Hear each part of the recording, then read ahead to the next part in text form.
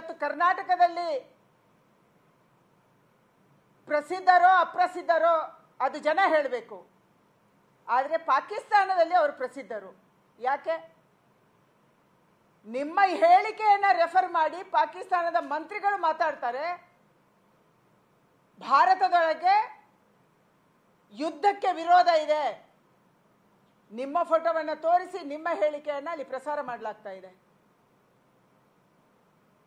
ನೀವು ಪಾಕಿಸ್ತಾನದ ಪರನೋ ಅಥವಾ ಭಾರತದ ಪರನೋ ಇದನ್ನು ಸಿದ್ದರಾಮಯ್ಯನವರು ಸ್ಪಷ್ಟ ಮಾಡಬೇಕು. ಅದರ ಜೊತೆಗೆ ಮುಖ್ಯಮಂತ್ರಿಗಳು ಹೇಗೆ ನಡ್ಕೋಬೇಕು ಅನ್ನುವಂಥ ಒಂದು ತಾಳ್ಮೆನೂ ನಿಮಗಿಲ್ಲ.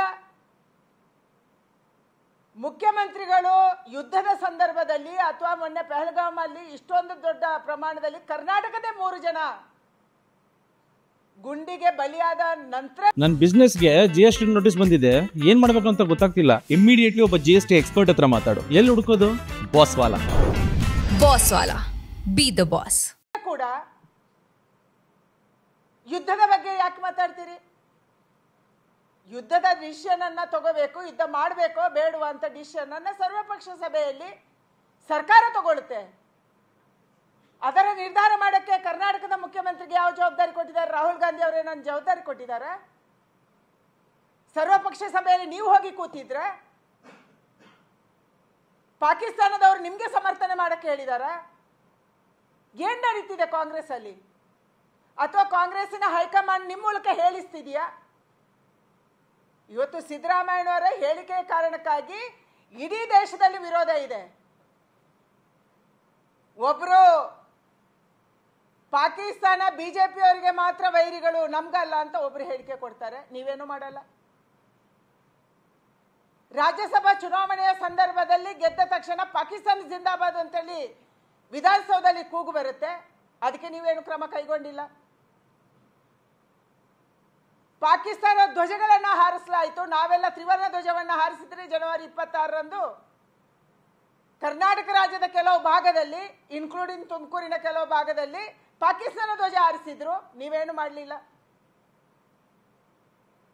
ರಾಜ್ಯದ ಬೇರೆ ಬೇರೆ ಭಾಗದಲ್ಲಿ ಪಾಕಿಸ್ತಾನ ಧ್ವಜವನ್ನು ಹಾರಿಸುವಂತ ಪ್ರಯತ್ನ ಮಾಡಿದ್ರು, ಜಿಂದಾಬಾದ್ ಕೂಗಿದ್ರು, ನೀವೇನು ಮಾಡಲಿಲ್ಲ. ಮೈಸೂರಲ್ಲಿ ಗೂಂಡಾಗಳು ಮುಸಲ್ಮಾನರು ಪೊಲೀಸ್ ಸ್ಟೇಷನ್ ಅಟ್ಯಾಕ್ ಮಾಡಿದ್ರು, ಪೊಲೀಸರಿಗೆ ಅಟ್ಯಾಕ್ ಮಾಡಿದ್ರು, ಅವಮಾನ ಮಾಡಿದ್ರು, ನೀವೇನು ಮಾಡಲಿಲ್ಲ. ಮೊನ್ನೆ ಬೆಂಗಳೂರಿನ ಒಬ್ಬ ಕಾರ್ಯಕರ್ತ, ನಮ್ಮ ಪಕ್ಷದ ಕಾರ್ಯಕರ್ತ, ಸೋಷಿಯಲ್ ಮೀಡಿಯಾದಲ್ಲಿ ಏನೋ ಬರೆದಿದ್ದ, ನಿಮ್ಮ 2 MLAಗಳು ಅವರಿಗೆ ಹರಾಜ್ ಮಾಡಿದ್ರು, ಅವರಿಗೆ ತೊಂದರೆ ಕೊಟ್ಟರು, ಅವರ ಹೆಸರನ್ನು ಬರೆದು ಅವನು ಆತ್ಮಹತ್ಯೆ ಮಾಡ್ಕೊಂಡ, ನೀವೇನು ಮಾಡಲಿಲ್ಲ. ವಿಧಾನಸೌಧದಲ್ಲಿ ಮತ್ತು ವಿಧಾನಸೌಧ ಹೊರಗೆ, ಪಾರ್ಲಿಮೆಂಟಿನ ಒಳಗೆ ಮತ್ತು ಹೊರಗೆ ಹೋರಾಟ ಮಾಡುವಂತ ಅಧಿಕಾರ ಈ ಪ್ರಜಾತಂತ್ರದಲ್ಲಿ ಎಲ್ರಿಗೂ ಇದೆ. ನೀವು ಹೆಂಗೆ ತಡೀತೀರ ಅದನ್ನ?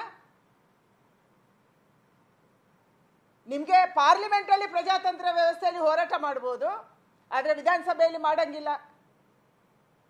ನಮ್ಮ 18 ಜನ MLAಗಳನ್ನ ನೀವು ಸಸ್ಪೆಂಡ್ ಮಾಡಿದ್ರಿ. ಸಸ್ಪೆನ್ಷನ್ ಪಾರ್ಲಿಮೆಂಟ್ ಅಲ್ಲೂ ನಡೆಯುತ್ತೆ, ನಮ್ಮ ಸರ್ಕಾರನೂ ಮಾಡ್ತು, ಆದ್ರೆ ಎಷ್ಟು ದಿನಕ್ಕೆ? ಆ ಪಾರ್ಲಿಮೆಂಟ್ ನಡೆಯೋ ತನಕ ಮಾತ್ರ. ಇವತ್ತು ನಮ್ಮ MLAಗಳನ್ನ ನೀವು ಸಸ್ಪೆಂಡ್ ಮಾಡಿ ತಿಂಗಳುಗಳಾಯ್ತು, ಅವ್ರ ಕಮಿಟಿ ಮೀಟಿಂಗ್ ಹೋಗ್ತಾ ಇಲ್ಲ, ಬಿಜೆಪಿಯ ಯಾವ ಸದಸ್ಯರು ಕಮಿಟಿ ಮೀಟಿಂಗ್ ಹೋಗ್ತಾ ಇಲ್ಲ, ಅವ್ರ MLAಗಳೇ ಅಲ್ಲ, ಅವರ ಕ್ಷೇತ್ರದಲ್ಲಿ ಸರ್ಕಾರಿ ಕಾರ್ಯಕ್ರಮದಲ್ಲಿ ಭಾಗವಹಿಸ್ತಾ ಇಲ್ಲ, ಅವರಿಗೆ ಪರ್ಮಿಷನ್ ಇಲ್ಲ. ಅಂದ್ರೆ ವಿಧಾನಸಭೆಯ ಒಳಗೆ ಹೋರಾಟ ಮಾಡೋದು ತಪ್ಪು. ನೀವು ಪಾಕಿಸ್ತಾನ ಪರ ಹೇಳಿಕೆ ಕೊಡ್ಬೋದು, ನೀವೊಬ್ಬ ಅಧಿಕಾರಿಗೆ ಕಪಾಲ ಮೋಕ್ಷ ಮಾಡಕ್ಕೆ ಕೈ ಎತ್ತಬಹುದು. ಯಾವ ಶಿಕ್ಷೆ ಸಿದ್ದರಾಮಯ್ಯನವರು ನಿಮ್ಗೆ? ನೀವು ಯಾರ ಪರ ಇದ್ದೀರಿ? ಯಾರ ವಕಾಲತ್ತನ್ನು ವಹಿಸ್ತಾ ಇದ್ದೀರಿ? ವೋಟ್ ಬ್ಯಾಂಕ್ ರಾಜಕಾರಣ ಮಾಡೋಣ ಯಾವಾಗ? ಚುನಾವಣೆ ಬಂದಾಗ. ಇವತ್ತು ದೇಶದ ರಕ್ಷಣೆ ಮುಖ್ಯ ಇದೆ. ಪಹಲ್ಗಾಮಲ್ಲಿ ಇವತ್ತು ಅಟ್ಯಾಕ್ ಆಯಿತು, 26 ಜನ ಸತ್ತೋದ್ರು. ಕರ್ನಾಟಕದ 3 ಜನ ಇದ್ದಾರೆ, ಅಧಿಕಾರಿಗಳು ಸತ್ತೋದ್ರು, ಮಿಲಿಟರಿಯಲ್ಲಿದ್ದವರು ಸತ್ತೋದ್ರು, ಗಂಡ ಹೆಂಡತಿ ಮದುವೆ ಆಗಿ 1 ತಿಂಗಳಾಗಿಲ್ಲ, ಅವರು ಸತ್ತೋದ್ರು.